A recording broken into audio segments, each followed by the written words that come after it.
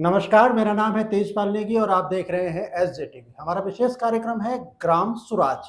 उत्तराखंड में चल रहे पंचायत चुनावों के महोत्सव पर आधारित हमारा कार्यक्रम, जिसमें हम अपने अलग अलग पंचायतों में जो प्रत्याशी हैं अलग अलग पदों के लिए, उनसे आपकी भेंट कराते हैं, उनके आपके सामने उनके मुद्दे रखते हैं। और ये हमारे लिए बड़ी बात है कि आज हम हैं रानी पोखरी ग्रांट में, जो डोईवाला विकास खंड के अंतर्गत आती है, जिला देहरादून में। यहाँ पे रानी पोखरी की जब राजनीति की बात आती है तो यहाँ पे ग्राम प्रधानों में एक नाम सामने आता है, जिसे ये भी कहा जाता है कि ये वो पुराने चावल हैं जो अपनी महक कभी नहीं छोड़ते।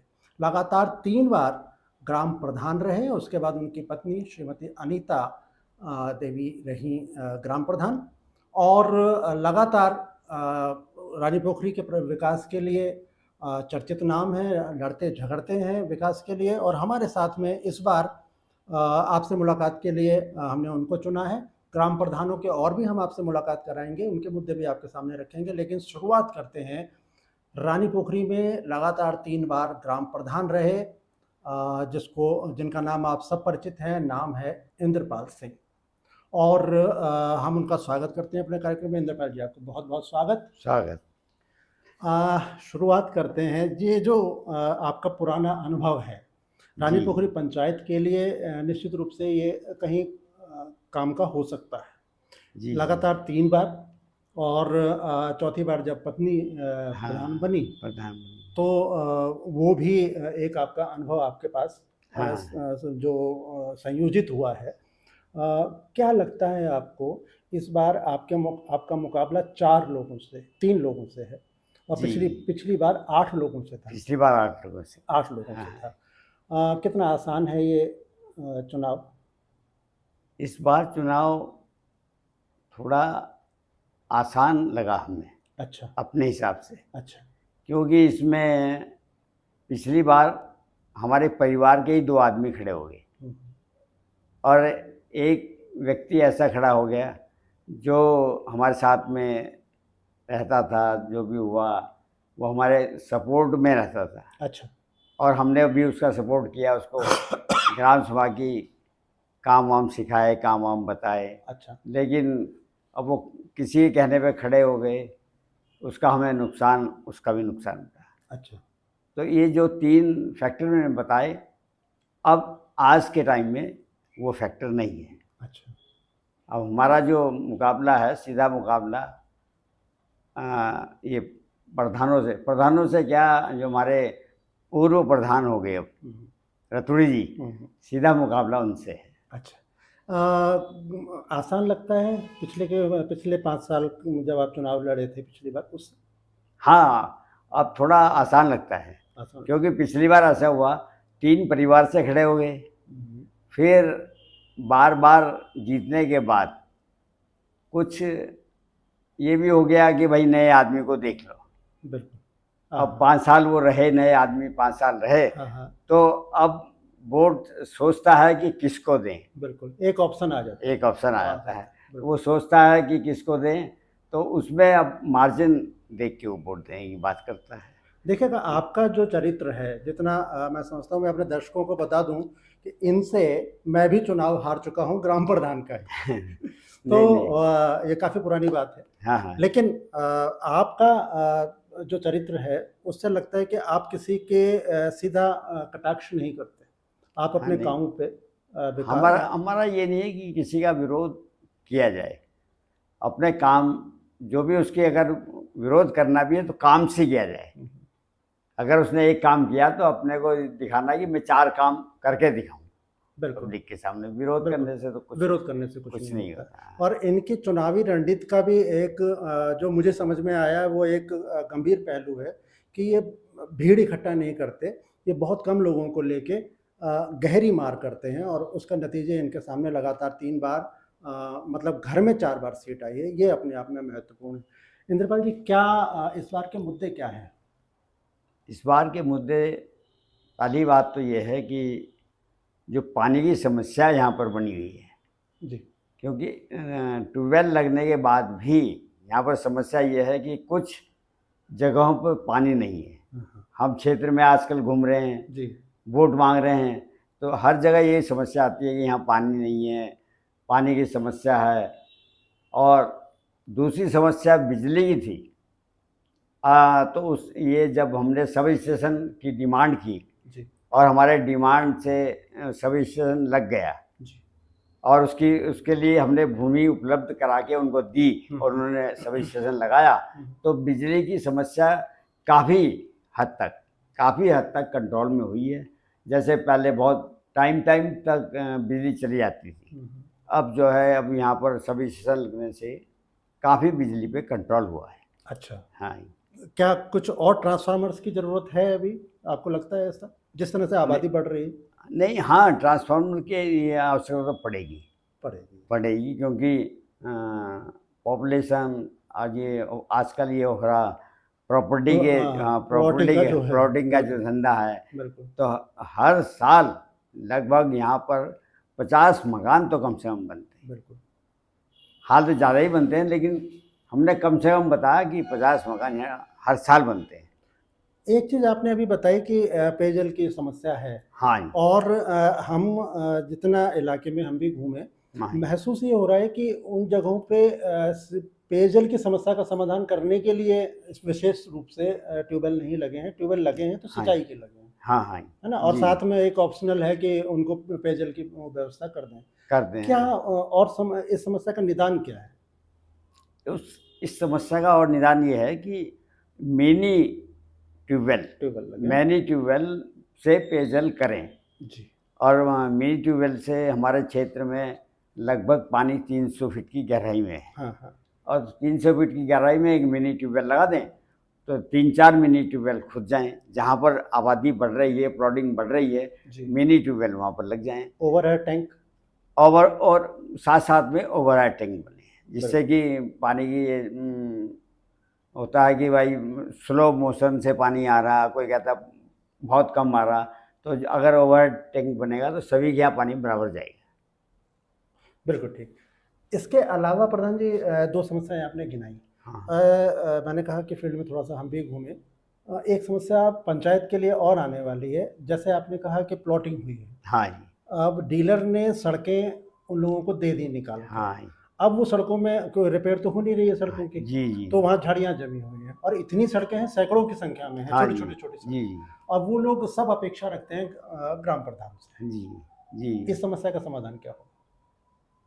ये तो आपने अच्छी बात उठाई है कि जो प्लॉटिंग में भी इलेक्शन में घूम रहा हूँ, जी। तो मैंने देखा है कि सड़कों की इतनी बड़ी समस्या है, बिल्कुल। कल आने वाले टाइम में इतनी बड़ी समस्या है कि जब इसमें एक सुधार यही था कि जो भी प्रॉपर्टी डीलर प्लॉटिंग कर रहा है तो कम से कम सड़कें पक्की बना के उन्हें एक बार तो बना देता। एक बार पक्की बना के उन्हें दे, बिल्कुल। जिससे कि फिर कल वो फिर ग्राम सभा में दिक्कत करते हैं। हाँ, हाँ। आजकल हमने देखा बहुत सी सड़कें कच्ची पड़ी हुई हैं, बिल्कुल। जहाँ जाने में भी बड़ी दिक्कत हो रही है। बिल्कुल। तो अब इसमें गवर्नमेंट भी क्या करेगी, गवर्नमेंट करेगी तो वो उसको प्रॉपर्टी डीलिंग जितने भी ये बने हुए हैं ये सब अवैध हैं। कोई नक्शा तो एमडीडीए से तो कोई एमडीडी से तो कोई पास है नहीं, तो इनको वैसे कायदे में इनको बना के देनी चाहिए। और नहीं तो ये एक बड़ी समस्या है। हम जहाँ भी गए उन्होंने कहा जी हमारी सड़क नहीं बनी, हमारी सड़क बना दो, ये बना दो। तो क्या ग्राम पंचायत के पास कोई ऐसा ऑप्शन है कि वो इन सड़कों को बना पाए, गलियों को बना पाए? हाँ, ग्राम सभा के पास वो है इसमें कि मनरेगा के थ्रू अच्छा। मनरेगा के थ्रू इन सड़कों का निर्माण कर सकता है। अच्छा। और उसमें यह है कि जो हमारे बेरोजगार लोग हैं, श्रमिक हैं, उनको काम मिल जाएगा, उनको रोजगार मिल जाएगा। और बस उसमें यही समस्या उसको हल कर सकती है। और नहीं तो गवर्नमेंट बजट पे इतनी सड़कें, गवर्नमेंट बजट जो आता है ना उसमें तो ज़्यादा से ज़्यादा आप 2-4 सड़कें नहीं बनाएंगे, बाकी पुरानी सड़कें उनकी मरम्मत कराएंगे, फिर बजट खत्म। बिल्कुल। आपने पेयजल पे बात की है, जी, रोड्स पे बात हो गई हमारी। सिंचाई की स्थिति क्या है हमारी पंचायत में? सिंचाई की अधिकतम सिंचाई जो है नहर से होती है, जी। और नहर को जो है गवर्नमेंट ने, सरकार ने लावारिस के रूप में छोड़ दिया है। उसमें जो सिंचाई सींचपाल होते थे, जी।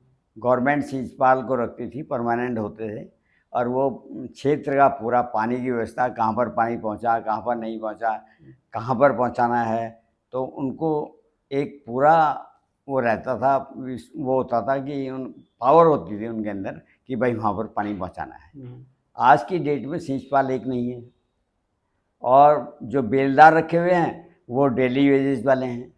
डेली वेजेस वाले ज़्यादा रिस्क लेते नहीं कि भाई पानी का वार आज मान लिया 8 नंबर से नीचे जाना है, जी। तो पानी 8 नंबर से नीचे नहीं जाता, ना उनका कोई वो है पूछने वाला कि कौन पहुँचाएगा।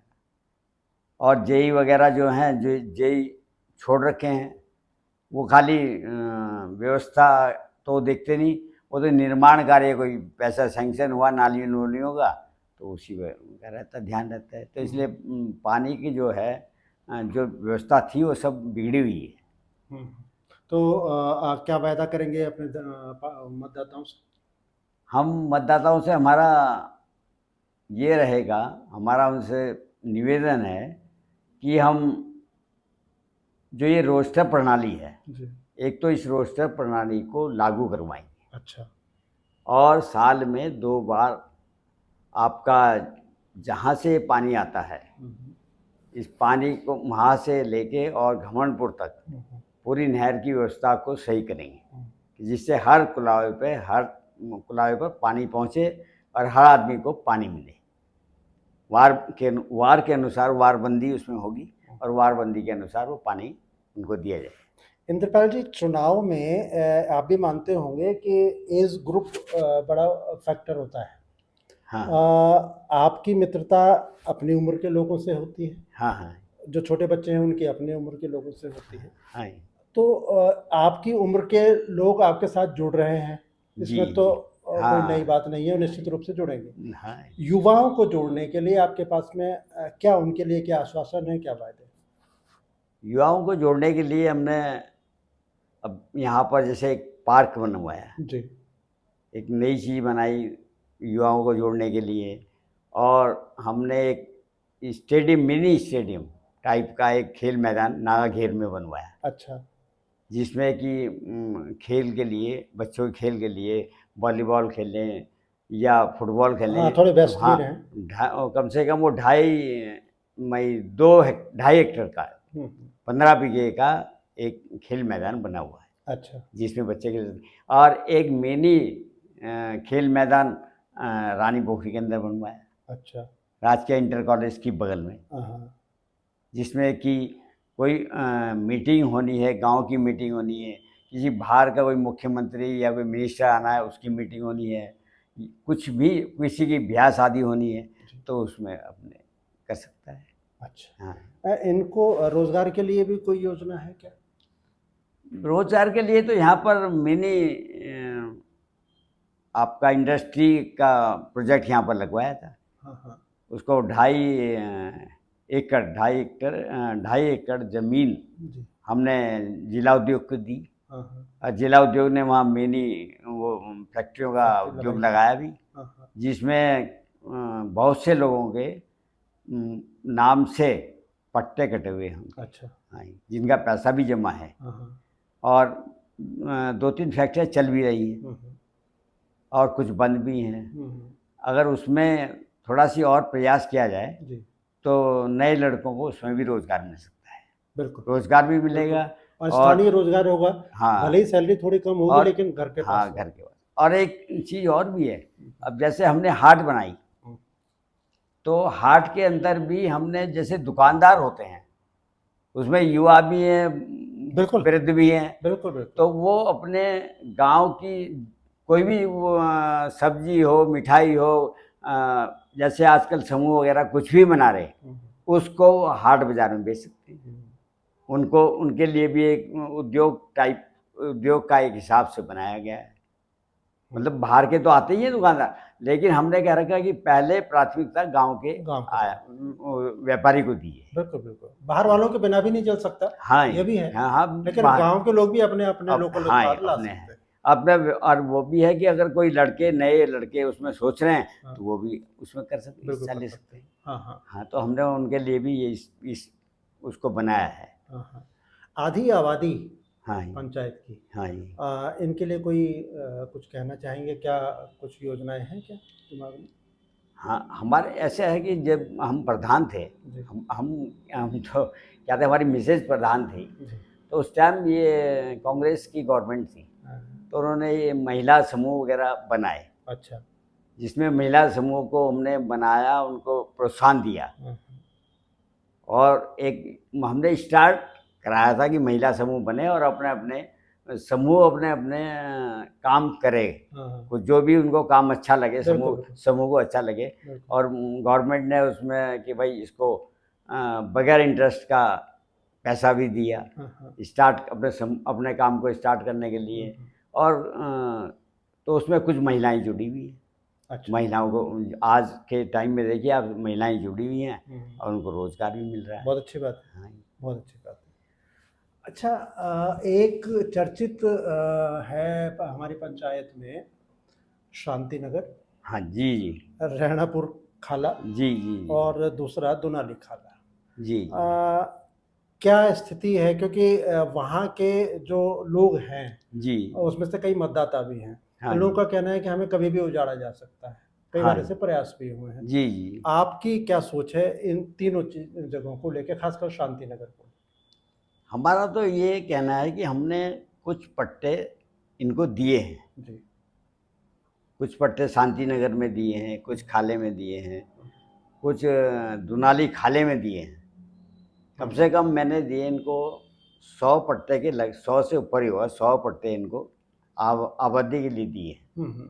और कुछ लोग बगैर पट्टों के भी बैठे हुए हैं। अच्छा। अब उसके बाद ये हुआ कि आपका बद्रीनाथ आपदा, जो दैविक आपदा गढ़वाल में आई, हुँ, हुँ। तो उसमें काफ़ी नुकसान हुआ। हुँ, हुँ। उसके बाद सुप्रीम कोर्ट ने आदेश कर दिए कि आप जो नदी की ज़मीन है, हुँ, उस पे आप कोई काम नहीं करेंगे। हुँ, हुँ। उसके बाद फिर ये हुआ कि जब कोई काम नहीं करेंगे, तभी इन पट्टों पे भी रोक लगी अच्छा। कि भाई कोई पट्टा-वट्टा किसी को नदी में ना दिया जाए। हुँ, हुँ। लेकिन ये है कि हमारे यहाँ जो बसे हुए हैं, जाखन नदी के समीप बसे हुए हैं, हुँ, वो 12 महीने नदी तो चलती नहीं। हुँ। वो तो बरसात में 2-3 हाँ, बार बरसाती नदी। बरसाती नदी है, हुँ। और उसकी कटाव की व्यवस्था भी गवर्नमेंट कर सकती है। उसमें हाँ, कोई हाँ। ऐसा डर वाली बात नहीं है कि ये बह जाएगा, ये हाँ, बह तटबंध जाएगा। बनाए जा सकते हैं। तटबंध बनाए जा सकते हैं। हुँ, हुँ। और गैस एजेंसी का जो बना हुआ है, जी। ऑफिस बना हुआ है, जी। वो भी नदी में ही बना हुआ है। हाँ, हाँ, हाँ। हॉस्पिटल है हमारा, हाँ, वो भी नदी में बना हुआ है। हाँ। सभी वहाँ पर स्कूल बने हुए हैं, सब नदी में ही बने हुए हैं। हुँ, हुँ। तो उसका तटबंध बनाया जा सकता है। हाँ, बड़ी नदी होती है तो उससे तो खैर हम मानते हैं कि भाई इससे नुकसान हो सकता हाँ, है, हाँ, बारहमासी होती है। बारहमासी। हुँ, हुँ, हुँ। तो कुछ इस तरह की ही इधर राणापुर खाले की और इधर की भी समस्याएँ हैं। जी, जी। इनकी खास समस्या ये भी थी राणापुर खाले की और दुनाली की कि यहाँ पे सड़क की व्यवस्था नहीं है, वो बरसात में उसमें पानी आता है। हाँ जी, जी, जी। तो क्या है समाधान, क्या है इसका? नहीं, समाधान उसमें ऐसा है कि जो खाला जाता है, जी। तो हमने गवर्नमेंट को बताया था कि इसमें दोनों तरफ पूछते दी जाएँ, हाँ, हाँ। और एक बड़ी सी नहर टाइप बना के हुँ। वो पानी को निकाल दिया जाए। अच्छा, नहर मतलब पुश्ते हाँ, दे के दोनों तरफ पुश्ते आ जाएँ, हाँ, हाँ। बीच में पानी निकल जाए। हाँ, हाँ। तो पानी निकल जाएगा तो मकान-वकान जो थोड़े बहुत बने हुए हैं, हाँ, हाँ। उनका भी रास्ता-वास्ता ठीक रहेगा, हुँ, हुँ। और उनके मकान भी बचे रहेंगे। शांतिनगर में आपने बताया कि कुछ लोग बिना पट्टों के हैं। हाँ जी। निश्चित रूप से फिर ये भी नहीं होगा कि कितनी ज़मीन जो अब फ़िक्स थी कि आपने पट्टे में दी तो 3 बीसवा 4 बीसवा जो ज़मीन हाँ, थी, 3-4 बिस्सा। वो ही रही होगी। हाँ, हाँ, लेकिन वही। जो अपने आप बसे हैं वो तो उस उतनी ज़मीन पे नहीं होंगे, हो सकता है ज़्यादा में हों, हाँ, कुछ है ना? ऐसे तो ऐसे ऐसे हाँ। में आपका रोल क्या है शांतिनगर को लेके? नहीं, जिनके पास ज़्यादा ज़मीन है, हाँ, तो उसका सर्वे कराकर, हाँ। हमारा तो ये कहना है कि उसका सर्वे कराकर और उनको जो है कॉलोनी में तब्दील किया जाए। बिल्कुल। और जिनके पास अधिक ज़मीन है हुँ, उस ज़मीन को वो अपने गवर्नमेंट कब्ज़े में। अपने काम के लिए रखे, बिल्कुल। उसमें ऑफिस बनाए, कुछ बनाए, उन्हीं कॉलोनी वालों का ही हिसाब बनना है, उनके लिए पार्क बनना है या उनका कुछ भी मंदिर बनना, कुछ बनना, हुँ, तो उसमें यूज़ कीजिए। फिर उसमें यूज़ कीजिए। यूज़ कीजिए। सरकारी योजनाएँ ग्राम प्रधानों को पंचायतों के पास आती हैं। जी। कई बार शिकायत ये रहती है कि मतदाता को शिकायत रहती है कि हमें तो जो योजनाओं का पता नहीं लगा। क्या मान लेते हैं आप प्रधान बने, तो क्या जी। ऐसा व्यवस्था परिवर्तन करेंगे कि आम आदमी तक सरकारी योजनाएँ पहुँचे? उसमें हमारा जो उद्देश्य है जी। और हमने जो पिछले अपने टाइम में काम किए, तो हमने तो उसमें ये रखा कि एक आम मीटिंग बुलाई। आम मीटिंग में सभी से विचार रखे कि भाई ये ये गवर्नमेंट योजना। की ये समस्याएं हैं, हुँ, ये गवर्नमेंट द्वारा दिया जा रहा है, हुँ, ये गवर्नमेंट का अपना योजनाएं चलाई जा रही हैं, हुँ, जिस पे जो भी व्यक्ति इसको लेना चाह रहा है तो वो बताए, हुँ। अपना नाम बताए उसको, और उसको फिर जो नाम बताए तो उनको उसमें इम्प्लीमेंट करके उनको उस चीज़ की योजना का लाभ दिया है। आजकल डिजिटल का ज़माना है। जी। सोशल मीडिया हावी है। हाँ। ऐसे में क्या हम सरकारी योजनाओं को आम पब्लिक तक पहुँचाने में डिजिटल माध्यमों का भी सहारा ले सकते हैं? जी, जी। बिल्कुल। जैसे कि आजकल अ, हर गांव में ग्रुप बने हुए हैं, जी, हर ग्रुप जुड़े हुए हैं, बिल्कुल। तो आजकल तो ये मोबाइल के थ्रू सभी, चलता रहता है। हाँ, उसमें बातचीत चल ऐसे जाती है, ऐसे जो भी प्रयास खबर खबर जानी होती है वो भी चली जाती है ऐसे सब। प्रयास आप भी हाँ, करेंगे। वही प्रयास उसमें होते हैं। और एक वो अगर नहीं देख पाते तो एक वो होता है कि डुगडुगी पिटवा दी हाँ, हाँ। या अनाउंसमेंट करा दिया, हाँ, हाँ। वो भी एक व्यवस्था है ये भी व्यवस्था है। उन व्यक्तियों तक पहुँचाने के लिए। हमारी शुभकामनाएँ आपको कि आप विजयी हों। ये बताएँ कि चुनाव जीतने के बाद पहली प्राथमिकता किस काम की रहेगी? पहली प्राथमिकता तो हमारी जो पानी की समस्या है, पेयजल की। पेयजल की समस्या है, उसको देखना है। दूसरी समस्या है कि स्ट्रीट लाइटें जहाँ पर ख़राब पड़ी हैं, जहाँ पर लगनी हैं, उनको प्राथमिकता दी जाएगी। और उसके बाद उसकी तीसरी बात ये है कि जो सड़कें हैं, जहाँ बिल्कुल कच्ची पड़ी हुई हैं, एक तो सड़क ये है कि भाई मरम्मत मांग रही है, एक सड़क ये है कि कहाँ वो तो नई मांगना बिल्कुल नहीं। बनना चाह रही है, हुँ। तो नई सड़कों पे ध्यान दिया जाएगा कि पहले उन समस्याओं को हल किया जाए। इंद्रपाल जी, मेरे सवाल लगभग समाप्त हैं। हमारे दर्शकों से और अपने मतदाताओं से आप कोई अपील करना चाहते हैं वो कीजिए, साथ में अपना चुनाव चिन्ह ज़रूर बताइए।